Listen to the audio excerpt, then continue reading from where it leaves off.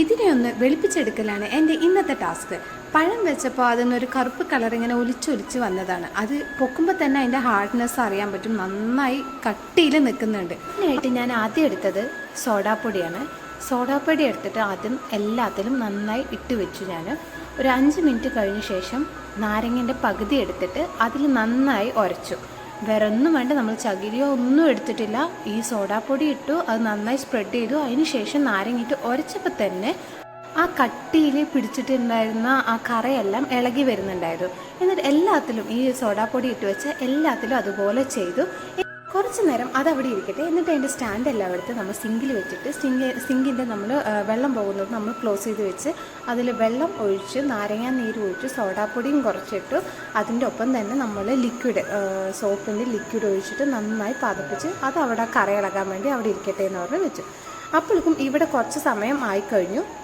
ഇത് ഞാൻ എപ്പോഴും ചെയ്യുന്നതൊന്നുമല്ല, ഒന്നില്ലെങ്കിൽ ആഴ്ചയിൽ അല്ലെങ്കിൽ നന്നായി ഹാർഡായി നമ്മൾ ഒലിച്ചിറങ്ങുന്ന എന്തെങ്കിലും ഇങ്ങനെ ഉണ്ടെങ്കിൽ മാത്രമേ ഞാൻ ഇങ്ങനത്തെ ഒരു ചെയ്യുള്ളൂ. അല്ലെങ്കിൽ സാധാരണ നമ്മൾ ചെയ്യുന്ന സോപ്പിൻ്റെ ലിക്വിഡ് ഒഴിച്ചിട്ട് നന്നായി കഴുകുക തന്നെയാണ് ചെയ്യാറ്. സോഡാപ്പൊടിയും നാരങ്ങയിട്ട് ഉരച്ച ശേഷം പിന്നെ ഞാൻ അതിലൊഴിച്ചത് നമ്മളുടെ ലിക്വിഡാണ്, സോപ്പിൻ്റെ ലിക്വിഡാണ്. പ്രില്ലാണെങ്കിൽ പ്രില്ല് ഞാനിവിടെ വീട്ടിൽ തന്നെ ഉണ്ടാക്കുന്നൊരു സോപ്പിൻ്റെ ലിക്വിഡാണ്. പൊടി കടയിൽ നിന്ന് വാങ്ങിച്ചിട്ട് ആ ലിക്വിഡാണ് പാത്രം കഴുകാനെല്ലാം ഉപയോഗിക്കുന്നത്. അത് ഒഴിച്ചു ഞാൻ. അത് ഉരയ്ക്കുമ്പോൾ തന്നെ നല്ല വ്യത്യാസം ഉണ്ടായിരുന്നു. നല്ല ആ കറകളൊക്കെ നന്നായി ഇളകി വരുന്നുണ്ടായിരുന്നു. പിന്നെ അരികും മുക്കൊക്കെ ഞാൻ ബ്രഷ് ഉപയോഗിച്ചിട്ട് ഒന്ന് ഉരച്ചെടുത്തു. എല്ലാ ദിവസവും നമ്മൾ കുക്കിംഗ് കഴിഞ്ഞിട്ട് നമ്മൾ വൃത്തികേടാവുന്ന ഒരു സ്ഥലമാണ് ഈ ഗ്യാസ് സ്റ്റൗ പറയുന്നത്. അത് എത്ര നമ്മൾ ക്ലീൻ ചെയ്താലും കുറച്ചെങ്കിലും അവിടെ പറ്റിപ്പിടിച്ച് അതിൻ്റെ അഴുക്കും എല്ലാം ഉണ്ടാവും. അപ്പോൾ എല്ലാ ദിവസവും നമുക്ക് ഡീപ്പ് ക്ലീനിങ് ഒന്നും നടക്കില്ല. അപ്പോൾ ആഴ്ചയിലൊരിക്കലോ അല്ലെങ്കിൽ നല്ലോണം കറ വരുന്ന സമയത്തൊക്കെയോ ഇങ്ങനെ നല്ല വൃത്തിയായിട്ട് ഇതുപോലെ എന്തെങ്കിലും ലിക്വിഡോ എന്തെങ്കിലുമൊക്കെ ഉപയോഗിച്ചിട്ട് നമുക്കിത് നീറ്റാക്കി എടുക്കാവുന്നതാണ്. അതുപോലെ ഗ്ലാസ് ടോപ്പ് നമ്മൾ സ്റ്റീൽ സ്ക്രബ്ബറും കൊണ്ട് തേച്ചൊരയ്ക്കാതെ കുറച്ച് സോഫ്റ്റായിട്ടുള്ളതും കൊണ്ട് മാത്രം കഴുകാൻ ശ്രദ്ധിക്കുക.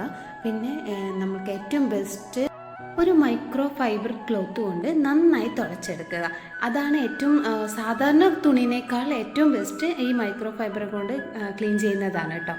അതുപോലെ നമ്മൾ എപ്പോഴും ഗ്യാസ് സ്റ്റൗ മാത്രം ക്ലീൻ ചെയ്യും. അടി അങ്ങനെ നമ്മൾ എപ്പോഴും ശ്രദ്ധിക്കാറില്ല. അത് പിന്നെ തുടയ്ക്കാൻ വേണ്ടിയിരിക്കും. പക്ഷെ അതിൻ്റെ അടിയിൽ ഈ പറയുന്ന എല്ലാ ഒന്നില്ലെങ്കിൽ എന്തെങ്കിലുമൊക്കെ ഇതിൻ്റെ ഉള്ളിൽ കൂടെ ഒറ്റിയിട്ടുണ്ടാവും, അല്ലെങ്കിൽ എന്തെങ്കിലും നമ്മൾ കുക്കിംഗ് ചെയ്യുന്ന സാധനങ്ങളൊക്കെ അതിൻ്റെ അടിയിൽ വന്ന് കിടക്കാറുണ്ട്. അപ്പോൾ അതിൻ്റെ അടിയിൽ കൂടി നമ്മൾ ആഴ്ചയിലോ അല്ലെങ്കിൽ ഡെയിലി ക്ലീൻ ചെയ്യാൻ പറ്റിയ അത്രയും നല്ലത്. അല്ലെങ്കിൽ ആഴ്ചയിലെങ്കിലും അവിടെയും ഇതുപോലെ നന്നായി സോപ്പൊക്കെ ഇട്ട് കഴുകുന്നത് നല്ലതായിരിക്കും. ഇതിൽ ഞാൻ വീഡിയോ എടുക്കാൻ വിട്ടുപോയതാണ്. എല്ലാം കഴിഞ്ഞ് ലാസ്റ്റ് നമ്മൾ ഈ തുണി ഒന്നും കൂടി കഴുകി നല്ല മണമുള്ള എന്തെങ്കിലും ലിക്വിഡ് അതിൽ ഒഴിച്ചിട്ട് ഇതിൻ്റെ മേലാകും അടിയും എല്ലാം ഒന്നും കൂടി തുടച്ചാൽ ഒരു നല്ല ഫ്രഷ്നെസ്, ഒരു നല്ല മണം ഉണ്ടാവും കിച്ചൺ മുഴുവൻ.